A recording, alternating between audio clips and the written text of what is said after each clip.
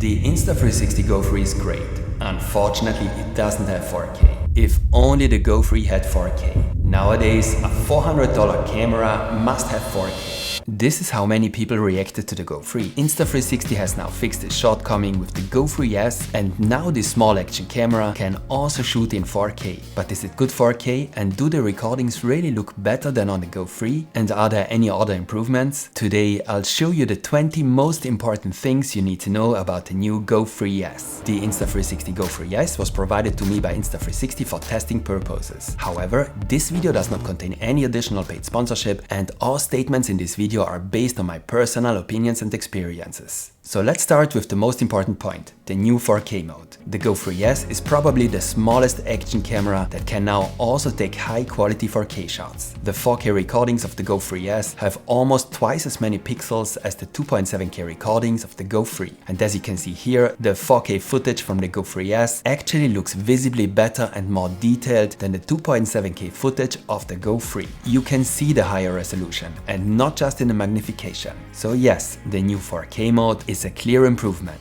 However, if you mainly watch your videos on your smartphone, the difference in resolution is probably not that important. What's interesting is that, in my opinion, this is not the biggest difference in image quality between the GO3S and the GO3. As you can see from these comparison shots, the colors have also been clearly improved. Not only does the image of the new GO3S have slightly more saturation, the colors also look better overall. Just look at the skin tones, for example. The GO3S no longer has that magenta tint. What's more, the GO3S image also looks a little more contrasty. And there is another difference, which depending on the lighting situation can also be more significant than the higher resolution. Depending on the situation, the image from the GO3S has a significantly better dynamic range than the image of the GO3. Particularly in the dark areas, the GO3S's image shows significantly more detail in very difficult shooting situations, such as this one. But the highlights are also somewhat better protected on the GO3S, as you can see in this direct comparison. Of course, the GO3S is still not a full-frame camera, and the image still has a slightly digital look. But I have to say that the improvements in image quality are bigger than I had expected. In low light, however,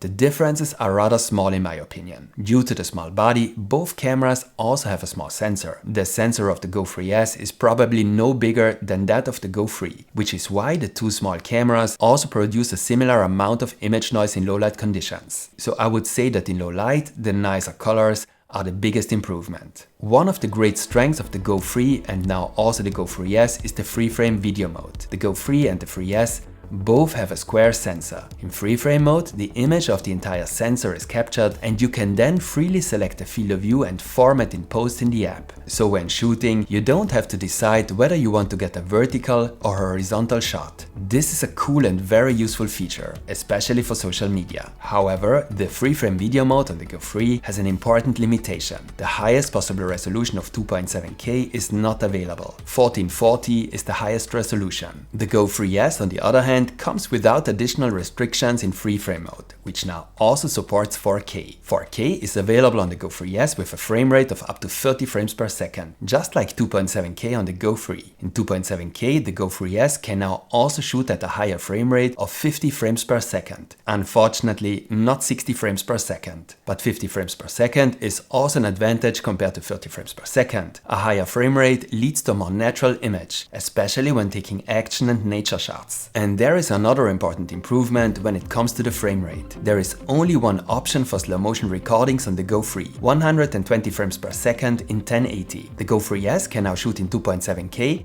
at up to 100 frames per second. Unfortunately, not at 120 frames per second. But here too, a clear improvement in image quality is noticeable. In 1080 with the GO3S, you can now even shoot at up to 200 frames per second. Although I would advise against it, as the image quality is not particularly good in this setting. Slow motion was always one of the major weaknesses of the GO3. This is now improved somewhat. 4K, a better dynamic range and the higher frame rates would not have been possible without important changes to the hardware. The GO3S has a new improved processor, which according to Insta360 offers 50% more power. Whilst I assume the sensor is still the same, the new processor was probably also necessary to enable the higher resolution without immediate overheating. After all, when shooting high resolution 4K in such a small body, overheating is probably the biggest challenge. And this is the reason why I did several overheating tests. Although it must be clear that overheating tests never quite correspond to reality. Whether a camera overheats in reality depends heavily on the ambient temperature, of course, but also whether there is airstream. In the Actionpod, both cameras actually have no real problem with overheating. Here in the office at 20 degrees Celsius and without airstream, both cameras were able to shoot until the battery ran out. Surprisingly, the same applies when shooting without the Actionpod.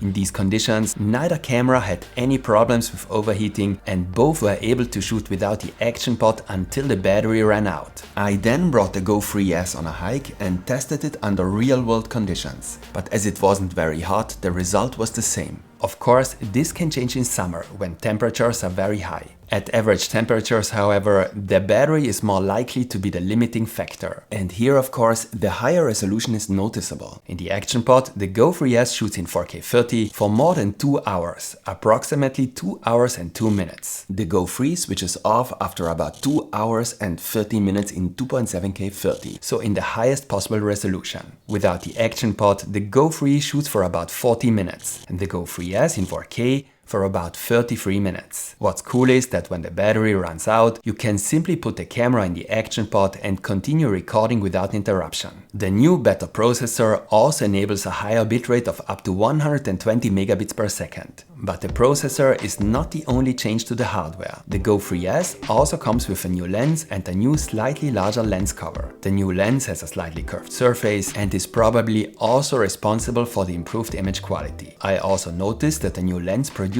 significantly fewer lens flares. You can see that here, which is also an important advantage. However, as you have probably already noticed in the previous comparison shots, the new lens also leads to a smaller field of view. I would say that in the standard setting ultra-wide, the field of view of the GO3S is about 10% smaller than that of the GO3. On the other hand, the GO3S with Mega has a new option for the field of view. Mega is similarly wide as the standard field of view ultra-wide, but has less distortion. So overall, a very useful innovation. Apart from the new lens, the two cameras look identical, are the same size and weigh roughly the same. And everything that made the GO3 so useful also applies to the GO3S, of course. The GO3S also has a magnetic back and can be quickly and easily attached anywhere. It has the same flip touchscreen that makes it a good vlogging camera. And the combination of mini camera and Actionpod, which is a charging station, remote and display at the same time, is one of the absolute highlights of this camera. It is also noticeable that the connection to the Actionpod is now slightly faster with the GO3S. The preview image now has a significantly reduced lag compared to the GO3. The accessories and mounts of the GO3 are also compatible with the GO3S. And not only that, the Actionpod of the GO3 is also compatible with the GO3S. So if you already own the GO3,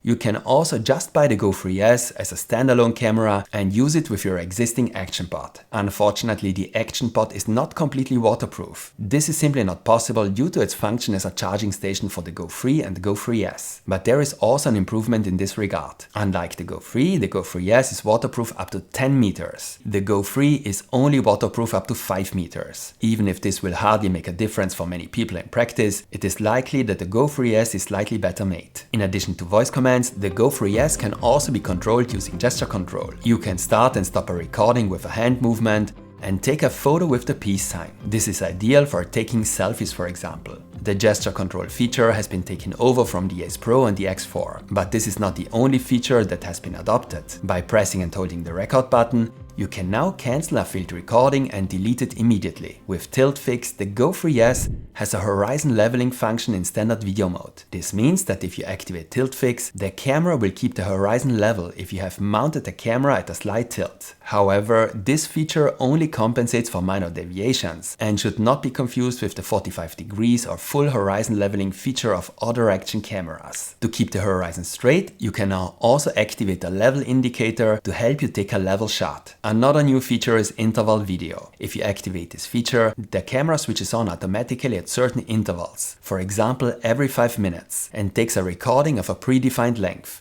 for example 1 minute. This gives you several short recordings taken over the course of a day, for example a day's holiday with the family. Personally, I'm less likely to use this feature, but it can be useful depending on the situation. For example, you could automatically capture progress on a building site. The GO3S has another new feature, that I will certainly use more often. It is compatible with Apple's Find My feature. If you're connected to your Apple account, you can locate the camera in a similar way to an AirTag. This also works when the camera is switched off. The battery must not be completely empty. It is the GO3S camera that is located and not the Actionpod. For such a small camera, which can easily be lost, this is a cool and absolutely useful feature. Similar to the GO3, the GO3S also comes in a standard packaging with a few accessories. An easy clip to attach it to a cap, for example, a magnetic pendant to carry the camera at chest height, and a pivot stand that can be set up like a mini tripod and glued to surfaces or attached to a selfie stick. I've noticed that all the accessories have been slightly improved and now have slightly stronger magnets, for example.